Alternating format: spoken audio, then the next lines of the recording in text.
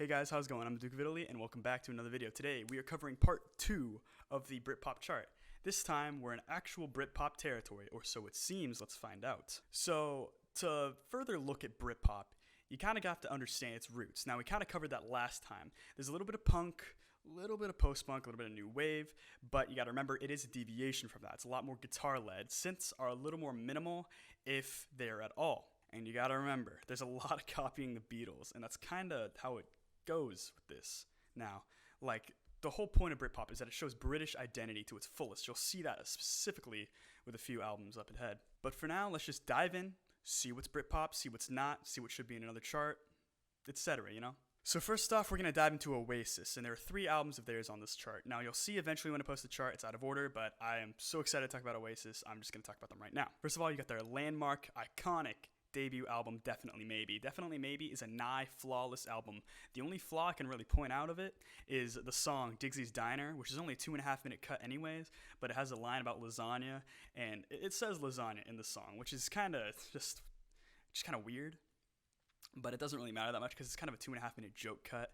But then again, the last song, Married with Children, is also kind of joking at the same time, since it's about breaking up with your girlfriend, about you getting back together. It's bit of an iffy relationship, but you know, it's kind of humorous in that way.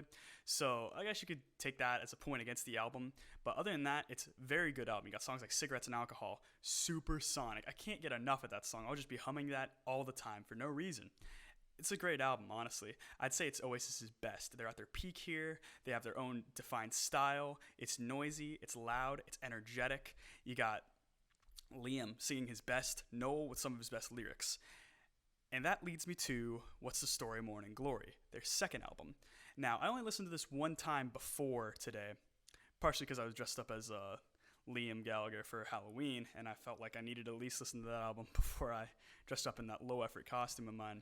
But after careful inspection of this album again, I actually really like it. Now, the main highlights of this album are definitely the 2 sort of single songs that you'll recognize, as in Champagne Supernova and Don't Look Back in Anger. Now, these 2 songs, some people might say they're kind of Beatles ripoffs, but I don't really see it as much. The really only Beatles ripoff part is that the hooks are so iconic, you can't really get them out of your head. Don't Look Back in Anger is sang by Noel, but I find the song so incredibly touching and worthwhile to listen to that you can't really pass it up. The only flaw I find in this album, I think Wonderwall, actually.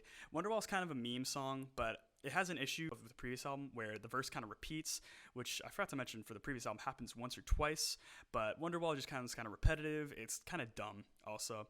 And you also got Roll With It, which Noel himself said is not exactly a great song. I like it. I don't see an issue with it. One thing stylistically with this album that I like a lot is the guitars. They're kind of shoegazy, which I never noticed at first, but Britpop had a tough time kind of deviating themselves from that identity all the time, even though part of the movement was to kind of distance themselves from that movement. But I see no issue in having some shoegazed out guitars. Like, they're beautiful, like, why not have them? So that's that album. Now, you skip their third album because nobody cares about Be Here Now, but they actually have a compilation album that's on this list. This album is The Master Plan. Now, The Master Plan is not as strong as their first 2 albums. It's a compilation of B-sides that don't quite fit in everywhere, but I found this a very worthwhile listen because a few of the songs you could totally replace songs on the other albums with. A lot of the songs, specifically Acquiesce, you could definitely see are kind of a midpoint between the styles of the first 2 albums. Could probably go on either, but it'd stick out just a little bit. You got the song Talk Tonight, which totally would have not fit on either album, but honestly, I would have maybe replaced one of the songs on either album with it. I think it's just a really somber and melancholic song. One thing about this album you'll see a lot is that Noel sings on it quite a bit, which is different from the other albums because normally Liam takes the reins with the vocals. Even though this is a collection of a lot of good songs, it's far from flawless. A lot of the hooks don't hit nearly as well. Some of the riffs aren't nearly as smart. It's just a little weaker than the other 2 listens. But if you're trying to be completionist for Oasis, this is totally a worthwhile listen and definitely a good perspective at Britpop. Moving on from Oasis, we have their arch rival quote, Blur. Now, on this chart, for now, we have 2 Blur albums, starting off with Modern Life is Rubbish. Now, a lot of people put this album in high regard, and I gotta admit, I kind of only found it kind of good to okay. Now, in my opinion, this album sounded very British, which is a Britpop quality, I know, but it does kind of detract from the quality of the album. In a way, its Britishness I can compare it to Selling England by the Pound by Genesis. Of course, the songs aren't nearly as smart, but whatever. It's still about some working class stuff, you know, you got the perspective on restaurants and culture at the time, which is definitely seen in selling England. But I think the lead vocals here kind of detract from the overall style of the whole thing. I think none of the riffs are nearly as good. I like the song Chemical World though. You have the call and response vocals back and forth, and they hit just right. So my general opinion of this album is that it's pretty good, but it's not nearly as good as their next album, Park Life. Now Park Life, oh my lord, this album is phenomenal. I've heard people call it one of the best Britpop albums of all time, and I am not going to argue that. This thing, cover to cover, is phenomenal, with hits like Girls and Boys, Park Life, Bank Holiday. It's endless. The amount of eclecticism in this album is absolutely incredible. The fact that it goes ska to noise rock to punk, back and forth between all these different styles, but yet having such a pop appeal is kind of amazing. I think I'll have to re-listen to this at some point in the future to fully grasp it, and it was far from flawless. There were a couple tracks, especially Bank Holiday, that seemed maybe just a little unfitting, but I digress. It's a pretty great listen, and if you're going to get into Britpop, this is absolutely essential. Next we reach another iconic Britpop band, Pulp, with their album His and Hers. With this album, I saw a lot of resemblance between the Smiths, sort of combined with the Manchester scene. The topics are very dark with the opener, and the songwriting is pretty good for the most part, and it's trying to be kind of psychedelic, but honestly, none of the hooks are exactly there for me. And I quickly noticed, upon listening to this album, that a lot of the songs are kind of missing an impactful intro. I did think the song Lip Gloss had some really amazing guitar parts. I thought this album was pretty synth heavy, and in my opinion, that was the biggest detractor of the whole thing. I thought that the synths were just kind of piercing at all the wrong moments. And even though it was kind of post-punk influenced with a lot of driving bass lines, I just thought the synths just pierced in all the wrong ways. And none of the songs quite spoke to me. And especially with the last track, which some people rave about, I personally didn't see the appeal. I thought it was just a little bit pretentious, going for the longest track with the most emotion for the final cut. It just didn't hit for me. I found it strong in concept with being about nostalgia and growing up, but it just never quite hit for me. So I thought this album was okay overall, which leads me to their next album, Different Class. Now, I thought this album was pretty great. The opening part of Misshapes with that tempo, it just punches you with all these different contrasts. It's pretty awesome. I thought the synths on this album was used a little more sparingly, but the way they sort of pierced in and kind of caught onto you, I couldn't really point out why, but they were definitely more appealing. The biggest flaw with this album is probably the song Pencil Skirt. I'm not going to lie to you guys. It is a song about a sex toy. At first, I thought it was a song about cheating, which I don't advocate for at all in music. I mean, you could kind of take an ironic look at it and maybe sort of argue that it's commentary, but I would normally never, ever advocate for a song about cheating unless it's something bad. I mean, you got Girlfriend is Better by Talking Heads, but that is the exception that proves the rule. Anyways, the song's not about cheating. It's about a massager. Just kind of why. Like, the album tries so hard to be taken seriously with the songs, especially with songs like Common People, where it's kind of a Jasmine from Aladdin's story, where it's like someone who like wants to relate to the common people because they think they're on such a pedestal with their family that they'll never be like truly human in a way. It's good commentary. It's a pop hit, great song, but Pencil Skirt really drags the album down for me. So overall, I thought the album was good. Main thing being Pencil Skirt, keeping it from being great. Next we got I Should Cocoa by Supergrass.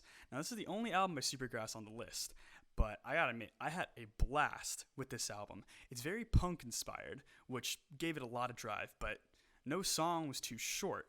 That was a serious detractor for a lot of punk music for me. Now, listening to the first track, it had a sort of garage aesthetic, and the first two tracks, they had a lot of drive, but I noticed that couldn't sustain an entire album. Fortunately, on the song Man-Sized Rooster, it really broke up the monotony. And then, of course, it did kind of come back to the sort of White Stripes plus Sex Pistols idea, just back and forth between that and other different styles here and there. And honestly, I thought a couple tracks were a little clunky here and there, but overall, this album's pretty solid. And of course, the sort of clunkier tracks have to kind of come across as, for lack of a better term, quirky and weird, but I think it kind of oversteps once or twice, a little like Modern Life is Rubbish. Now we're on to Suede, self-titled. Now, I'm going to admit straight off, I highly recommend this album, but before you look it up on Spotify, if you're going to look it up, something very important is that in America, they're known as the London Suede. On Spotify, they're known as the London Suede. You can find them on YouTube as Suede, which, in my opinion, their debut album, which I listened to on YouTube because I couldn't find the Spotify link yet, it was actually really incredible. And I went in with low expectations, especially because it was on YouTube and I just never heard of Suede. But what caught me was an eclectic take on Britpop, shoegaze, and a mix of hard and soft rock. Now, between monstrously huge and spacey to tight and distorted, the guitars were highly appealing on this whole album. And between having these rough and hard snares to these reverbial, echoey snares, I thought the drums were pretty incredible too. Now, I think the album, by the end of it, got just a little bit tired, but overall, I had a very great time with this debut. So yeah, Suede, or the London Suede self-titled, give it a listen. If you like shoegaze, this is probably the best you're going to get as a continuation of the genre. Now, next on this list for some reason is their third album, Coming Up. Now, this album I find not as good as their debut. Honestly, it's a David Bowie ripoff for a good amount of it, and it's got a lot of new wave influence too. But the album does have its more psych moments, and it has some driving sort of post-punk elements and punk elements too. The song She sounds kind of like Scooby-Doo in a way. It's kind of hard to explain. But I've got to admit, these hooks are infectious, and it's probably one of the strongest parts about the album. It's also got these distorted, jangly guitars, which are very appealing. I highly recommend this album overall. It's got a lot of good instrumentation, good vocal bits, lyrics are fine. Give it a listen. Now we reach their second album, Dogman Star. Now, the concept behind Dogman Star is that they were on tour, and they were all kind of very depressed at the same time. And I think they didn't really like that they were classified as Britpop. Some people actually say that their debut was the first Britpop album in its entirety. But the thing is, this album was meant to counter that and sort of be a much more introspective and meditative piece. But the thing is, their strength was in their Britpop, and half the strengths are missing on this album. It tries to come across as this highly intelligent and wise look at a world full of drugs and psych and just dark, dark moments, but it's far too clunky. And honestly, I thought the songs were a bit boring. It tried too hard to have these slow burners, when in reality they just felt kind of empty. I gotta admit though, the song This Hollywood Life was very strong. It had a really intense bass groove, and it really had some momentum going for it. But other than that, I thought the album overall was just okay. Now, here's for the Verve. This is their album, Urban Hymns. Now, I have to admit, A Northern Soul was awesome for me. I reviewed that last time. Thought it was pretty great. A lot of good Oasis sort of influence back and forth there. But this album, I think it had some serious weaknesses that detracted it from the previous album. Now, it starts off with Bittersweet Symphony, which everyone knows this song. Seriously, look it up. You listen to it for after the first 20 seconds, you'll get it. You'll recognize the song, I promise. But the thing is, that's sort of a psych, sort of laid back, kind of groovy song, and that's the reason it's the hit. It's kind of the most catchy the album gets, but the thing is, it just tries and catch that lightning in a bottle over and over again. I could go a lot further on this album about how it was just kind of repeating itself, but honestly, there's not that much to get out of it. Some people tend to love this album. I just thought it was okay. If you like the whole psych kind of tambourine and snare combo, basically it's a downgraded version of the Manchester scene. I thought it was okay overall, but I didn't catch a lot of real appeal from it. Now we have All Change by Cast. Now this album had a similar issue to the Supergrass album, where the first couple of tracks thought they were going to sort of run their course for the whole album, and it wasn't going to be that appealing. I thought the hooks on the first two tracks were not that appealing.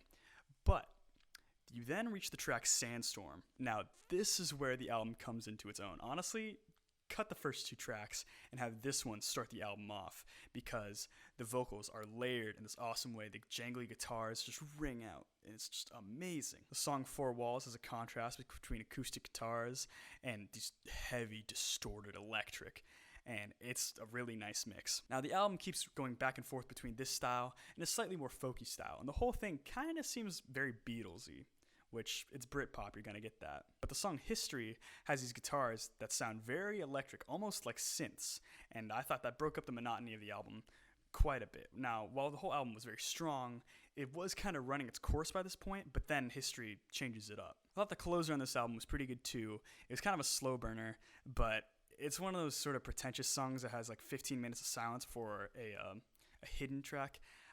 I don't like how albums do this. Gojira did it.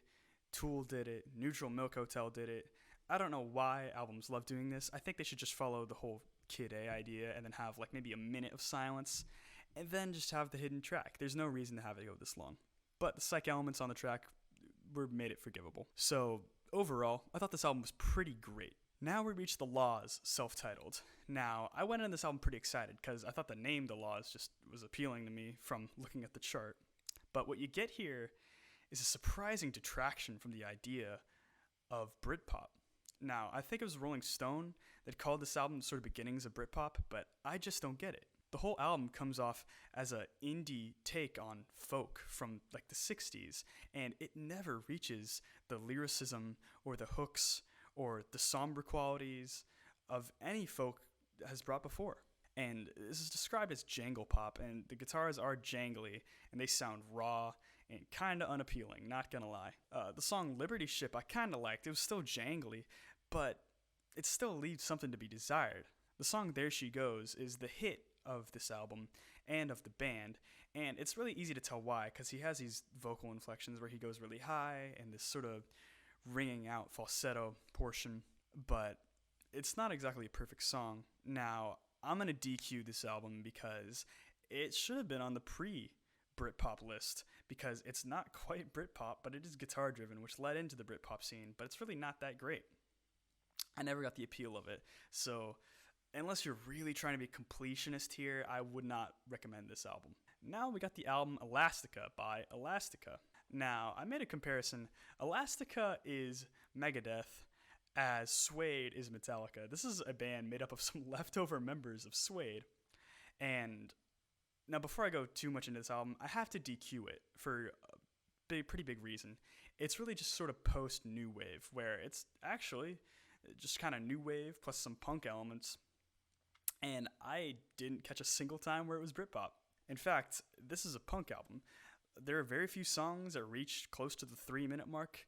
It's short the whole way through. It's a quick 40-minute album, but it's got its appeal still. Now, one of my favorite things about this album is that the bass lines are post-punky, almost Joy Division-esque in the way where they're really driving and they're not ultra consistent with the guitars. They have their own mindset, and I think it worked very well. They did that for almost the entire album, so good on you for paying attention to the bass. I thought there was a weaker point on the song Hold Me Now. It was trying to be sort of a slower track, but in my opinion, it was just kind of empty and not the most fulfilling. In contrast to that, See That Animal and Stutter have some serious, dark momentum to them. They're probably my favorite tracks on the album. They come one after another. And to close off the album, you got the really short cut. That's only a little under 2 minutes, Vaseline, which I don't know what it means, but it was a fun sort of punky closer. It reminded me a little bit about the closer on Blood Sugar, but in comparison to that, I thought this track could have actually been a faster tempo, just been more punky in that way, and it would have been a good way to close the album. Maybe shorten it by like 15, 10 seconds and just make it faster, and it would hit a lot harder. But I kind of digress. It's their album, and it's their stylistic choice, really. Next, we have Up to Our Hips by the Charlatans. Now, the first song, Come In Number 21, starts off with these sort of reverbed out hits on the drums, and you got this serious like feedback from the bass guitar. And then it's a really catching opener for what overall is a strong album. Now, if you want more funk elements, and if you miss the highlights of Manchester, you're getting that here. Now, one of the strongest parts of this album, I think, are actually the keyboard parts. They're kind of proggy in their tone, but they're also kind of funky in the way they're played. Now, I think the keyboards are kind of taken away towards the end of the album, but that doesn't mean that it gets much weaker. There's a song, Feel Flow, which I loved. It had this super growly bass line, these psych guitars that had some hints of Maggot Brain, and these repetitive heavy crashes on the cymbal just kept the thing moving forward and trudging through like deep muck, and it was pretty awesome. Easily probably the best track on the album, in my opinion. Is it a completely flawless album? No. I thought the song Jesus Hairdo was kind of dumb lyrically, but still, it's a fun track and it's funk driven. So basically, this is a great album. It's a good continuation on the Manchester scene that kind of contrasted with less of the Britpop stuff. Now we reach Ocean Color Scene with their album Moseley Shoals. Now, I gotta admit, this album started kind of strong for me, but then it fell off. You start off with Riverboat Song, which has a 6/8 rhythm, which is super interesting because it's really funky and you're jamming the whole time, and the hook is pretty good, but that's about the strongest the album gets. The whole rest of the first half of the album is kind of just an Abbey Road or White Album ripoff, where you even got Paul's sort of harsher screams in the background. Now, is it like this the whole time? No, I think the song One for the Road turns kind of into a southern rock, kind of soft rock mix, like a Discount Eagles. So, yeah, the album's just ripping off too many things that are better than it. Fortunately for the album, the way it closes was actually pretty good. The song The Downstream was an emotional poppy track that had some groove to it. It was also very emotional, and I think it totally could have been the closer. Then you reach the song You've Got It Bad, which has these tremolo pedaled guitars, sort of like the intro to Boulevard of Broken Dreams, but don't make that comparison to anyone else because it's not the best comparison, honestly, but it's where the album sort of reached its height with its sort of psych influence. So basically, I thought this album was just okay. It had a lot of ripoffs, but the last couple tracks were pretty solid. Now we reach Manic Street Preachers' Everything Must Go. Now, Manic Street Preachers, they have a lot of strength and a different element from a lot of Britpop, and it's their songwriting. Now, this album was kind of dedicated to their rhythm guitarist who disappeared and supposedly died a while before this album was released, so a lot of the songs were written for him. Now, this album had a lot of strong, really heavy wailing guitars, which I found pretty great. But other than that, the instrumentation was just okay. The vocal styling never really resonated with me too much, which is kind of surprising because it kind of delved into some heavy metal territory where he's got these sort of like harsher yelled vocals, almost a little grungy here and there, but I thought this album was pretty good overall. To round off this list, we have 1977 by Ash. Now, this album, if you like Weezer, listen to this, because it's got a lot of the strengths of sort of Blue Album, kind of Red Album, and a little bit of their other albums, but I thought the vocals overall were stronger. And it's super nerdy. The first song, Lose Control, you can literally hear the sound effect of a TIE fighter from the Star Wars movies. And then at the end of the album, after the tracks are all done, you hear them singing the Star Wars theme song. Also, this album is super garagey, definitely harkening back to Weezer's Blue Album. I thought the hook on Oh Yeah was pretty dumb, but overall it's a forgivable offense because the rest of the album is pretty strong overall. Now, if you get tired of the Weezer influence, you actually have some pretty sick, gazed out guitars, especially on tracks like Angel Interceptor. Now, I thought the closer of this album was very strong because it took an interesting turn that was a lot more psych influenced. It was a heavy jam, and the guitars were completely gazed out, and I'm glad they didn't try and go for like a slow burner, acoustic, emotional track again, because those were kind of getting tired in the Britpop scene. So, overall, I thought this album was great. So that is the Britpop chart part 2.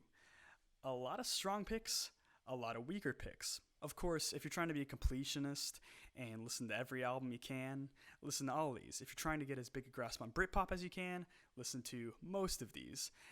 But if you just want to delve into what is the best of Britpop, there's probably around 5 or 6 albums on here that I really recommend checking out. That would be the 2 Oasis albums, the Blur record, Suede's first album, 1977 by Ash, Up to Our Hips by the Charlatans, All Change by Cast, Different Class by Pulp, and I Should Coco by Supergrass. And those are the best albums on here.